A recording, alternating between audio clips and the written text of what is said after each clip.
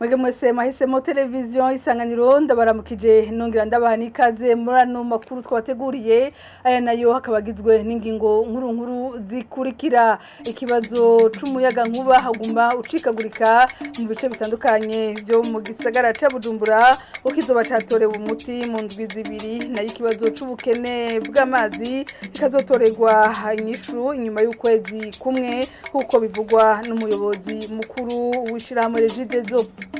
mu gisata cyo kwinonora imitsi umugwi w'abigeme mu rukino rw'umupira w'amaguru PVP Buyenzi niwo watahukanye ku munsi wa gatatu higanwa ryo mu cicaro ca mbere y'umwaka wa 2023 ushira umwaka wa 2024 hakaba ari nyuma yo gutsinda mu rukino rwa nyuma umugwi wa Etoile du Matin bitsindo 9 ku busa idonido yano makuru ni mukanya.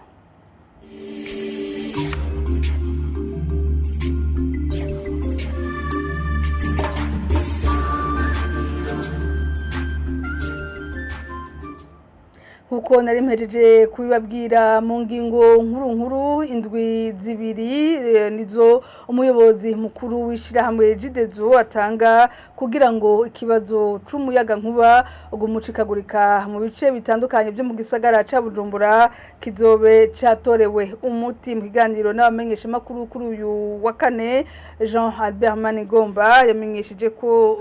urugomero rwa Kabu 16 ruzotanga megawatt 20 ubu rumaze gutanga zine zimaze kwinjiza mu nsinga za Regidezo ubu ngo bariko bagerageza kwinjiza izindi zine gushika baheze megawatt 10 za mbere.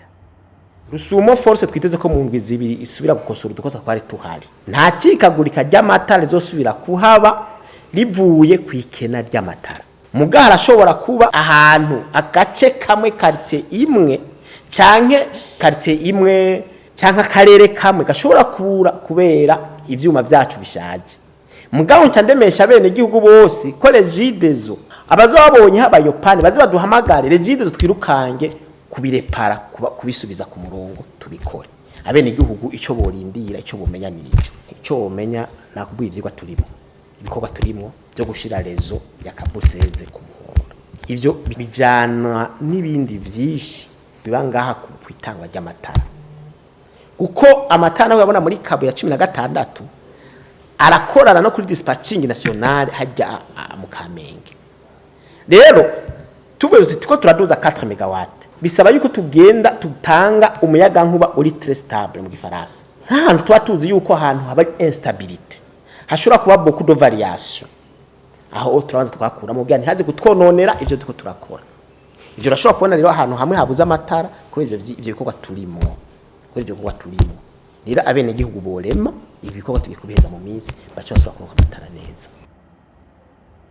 Ku kibazo c'ubukene bw'amazi uyu warongoye ishiramwe Regidezo hamenyesha ko hariho amapompe yaguzwe ageze i Dar es Salaam mu gihugu ca Tanzania akavuga ko inyuma y'ukwezi kumwe gusa ico kibazo nikizosubira kwibonekeza n'ubunyene tumukurikire. Rero twebwe turaba turitegure kugwiza amazi amatwiyo amapompe yazi Dar es Salaam tugatangura procedure de douanement izo twiyo n'amapompe bishike izo twiyo nizo gukwega amazi ava matyazo amazi ava mu isare harabaye gutema mugani byavuye kuri Regidezo kuko amafaranga turayafise hari ivy'intambara za Ukraine ugasanga ama industrie twakorera nabi byaratevye vraiment byaratevye mugabo twe kuva ku mwaka uheze twari twamaze gutanga amasoko kuba fabrika haraba ingorane twagiye turahura mu nzira zitavuye kuri Regidezo nori mesha bene igihugu amatwiyo amapompe yarageze Dar es Salaam amapompe naho gira gute kugira dusubiriza amapompe ashaje yose amapompe ashaje yose kuma kuyasubiriza twaguze amapompe menshi gose yose kugira ngo umwimbu uce wiyongera kuri aya masoko cyane dufise aya ku Matanganyiko aya amasoko amazi bakuri Tanganyika amapompe tugomba kuyasubiza yose tugire mashasha uko yarashaje ni soko yari yarase gucamwa hari imyaka myinshi kuva muri 2018 bagerageza ko babizigura niyo zari zizimvye byari zarase kuko ubutunzi bari bumeze neza urekera none byararishwe rero zaraguzwe tukaba tuzisubirize zose no kuvuga ko umwimburo cha wiyongera kuri aya mazi station de pompage aba muri Tanganyika. Hanyuma ku masoko mashasha hariho amasoko twamaze kwidentifia, twamaze gutegura, twagize n'abakaputage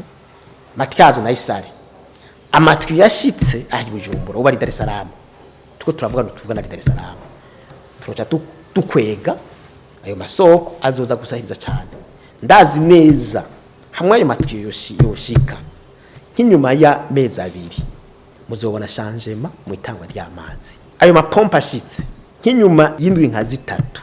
muzobona changement ku mazi yava muri Tanganyika kuko amapompa ashaje ataragitanga umwimbo kwiye cyo tuyasubiza yose. Rero no rimesha bene gihugu ibikoresho vyaraguzwe biri mu nzira bigize Dar es Salaam borema mu minsi bizomera neza.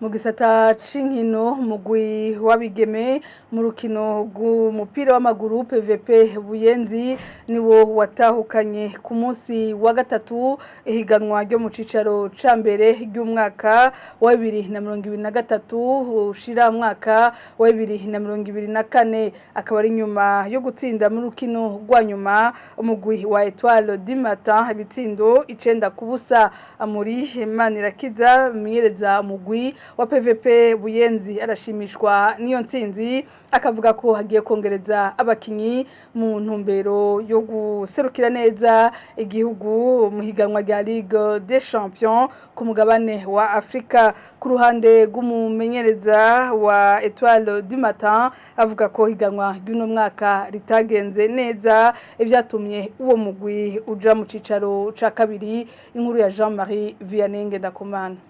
Hasozegwa kuri uno wa gatatu ihiganwa ryo mu cicaro ca mbere mu mupira w'amaguru ukinwa n'abigeme umugwi wa PVP Buyenzi ni watahukanye igikombe inyuma yo gutsinda ibitsindo 9-0 umugwi wa Etoile du Matin mu rukino rw'ikirarane rwari gukinwa ku ndwi ya 17 y'iryo higanwa. Amuri Manirakiza umumenyereza w'umugwi wa PVP Buyenzi avuga ko inkino zose ko yazitegura nk'urukino rwa nyuma hari navyo vyamufashije gutahukana igikombe. Entraînement zose nakoresheje nategura atagusuzura urukino nategura suzugura equipe ngiye guhura. Rero niyo mvuye kishi navuga yuko rukino rwose iwanje ari finale ngira no kuri rwanyuma mwabonye ko naje mvuga ati ngo ndeke ngiki ngo nsinde bike yawo yaye je ku rwanje rwose. Rero ibanga mubona ko twamfashije abakinyi mu mutwe psychologie nabwiye ko rukino rwose ari finale tuje gukina. Uwo mumenyereza wa PVP Buyenzi ashikiriza ko agiye kongereza inguvu mu mugwi wiwe mu kuzana abakinyi bashasha mu ntumbero kwitegurira neza guserukira igihugu mu higanwa rya Ligue des Champions ku mugabane wa Afrika. Ngiye gutegura ko ni equipe ngiye gutegura ni nyene muzobona mugabo nzokongerezamo nakivuze werutse ko nkamwe amahigwe yamaze kuba nzokongerezamo abakinyi nzokongerezamo mugabo benshi n'abadorigine ba PVP. Rero ngikongerezamo kugira ngo dutegurane nabo inguvu nyinshi kugira ngo tugende hariya tumumaramare. Izo bikashimangirwa na Shani Sabiyumva umwe mu bakinyi ba PVP Buyenzi avuga ko bagiye kongereza umwanya wo gukora imyimenyerezo mu ntumbero kwitegurira neza iryo higanwa rya Ligue des Champions. Tuzokora imyimenyerezo ihagishije kubera iyo turiko turaja Champions League kuvuga yuko ngusanga ya abana n'abantu bakuze usanga bafise niveau iri hejuru bisaba ko tuzokora tugashiramo inguvu kugira ngo twitegure iyo turiko turaje. Edmond Wimana amenyereza umugwi wa Etoile du Matin avuga ko ingorane zibonekeje mu mugwi amenyereza mu ntango yihiganwa ari nazo zatumye uwo mugwi utigenza neza uno mwaka. Uyu mwaka watubereye umwaka mubi twiteguye nabi twatanguye championnat nabi uko twari tuvyifuza ko biba siko vyabaye. Imvururu zarabaye mu bakinyi mbese no mu burongozi biraba ariko n'abakinyi harageraho abakinyi baja mu zindi equipe bagenda gukinayo twege buba kwitegura bushasha kandi turi mu cicaro ca mbere bica biratugora ukuntu twari gushobora kugarda irya place yiwacu muri Première Division tuguma dukora nabi gushika kuno munsi mubonye n'urukino rwa nyuma ingere vyagenze. Umugwi wa PVP Buyenzi ukaba warangije higanwa uri mu kibanza ca mbere n'amanota 51 ugakurikirwa n'umugwi wa Buja Queens warangije uri mu kibanza ca kabiri n'amanota 49 nayo imigwi ya Etoile du Matin hamwe na Lyon FC ikaba yaramaze gukorokera mu higanwa ryo mu cicaro ca kabiri. Urakoze Jean-Marie Vianney Ngendakumana mu gisata c'amagara y'abantu imbere yuko turangiza hano makuru indwara zifatira mu bihimba by'irondoka ngo ziterwa n'imigera uko bisigurwa na muganga Gahungu Sylvestre yanonosoye kuvura indwara zifatira mu bihimba by'irondoka ubu habandanya asigura ko izo ndwara zikarira hanini abafise imyaka iri hagati ya 24 na 49 igihe barangura amabanga mpuza bitsina batikingiye kandi bahindagura n'abantu batandukanye kurikira insiguro za muganga Sylvestre Gahungu. Umugabo ikimenyetso ciwe ashobora kubona ku gihimba cirondoka ciwe harimo ibintu biza by'amashira biciye hajya aho haca umukoyo canke agiye kumanda mutoya akumva ko ababara kagira ubushe. Hanyuma umupfasoni nawe hano umupfasoni mu gihimba ciwe cirondoka arabona ibintu biza cyo twita recoulement vaginal mu bisanzwe ameze neza atacagwaye biraza mugabo kandi ntibigira akamoto mugabo amaze kurwara biraza bikaza bisa nabi kandi bikaca bigira kamota nabi hama ikindi naco arashobora kugira akababara mu gihe cyo kurangura amabanga y'abubatsi ari nk'umugabo cyangwa umupfasoni yahinduye uwo mu partenaire wiwe cyangwa ugasanga ufise mu partenaire nk'ubu umwe yaranduye akacagira uwo partenaire mushasha yanduye urumva nawe nyine usanga aciye amwanduza kandi ikindi naco mu misanzu infection sexuellement transmissible nk'uko twari twabivuze ziri ubwoko kwinshi no kuvuga yuko yerekana imwe no kuvuga utegereza kuja kurondera n'izindi ubu dufate wabonye yuko afise iyo syphilis ugenda kurondera yuko ama hepatite yo afise kuko nayo surtout l'hépatite B ni infection sexuellement transmissible za mugera PH sida nyene ukacuja kwirondera ntako nakarore ingaruka mbi kubera bativuza hakiri kare canke ntibivuze bakazozigumana uko ingaruka mbi ni nyinshi nibaje usanga bidashobora gukunda ko basama imbanyi na cane cane bijya bita uturingoti tutwara imbuto canke tuzana two mu bagore ugasanga twarashikiriwe natwo nyene ugasanga twarazivye canke ugasanga nayo yitwaye kubera yamusindikaje akaziya mbanyi zikazuguma zivayo canke ugasanga zijya mbanyi zija hanze y'igitereko canke ugasanga bajya bagira irya ngwara ya cancer du corps anogenital canke ugasanga bishitse ugasanga banduje umwana hajya usanga bafise umugera wa sida batagiye kwisuzumisha hakiri kare ugasanga baranduje umwana abavyeyi n'abana boyaga ivyerekeye irondoka rijanye n'amagara meza kugira ngo bikingire izo ngwara zica mu bihimba by'irondoka cane cane mu kwihindura mu migenzo uko bahora bitwara bakareka kugira amabanga mpuzabitsina hataragera ko bubaka.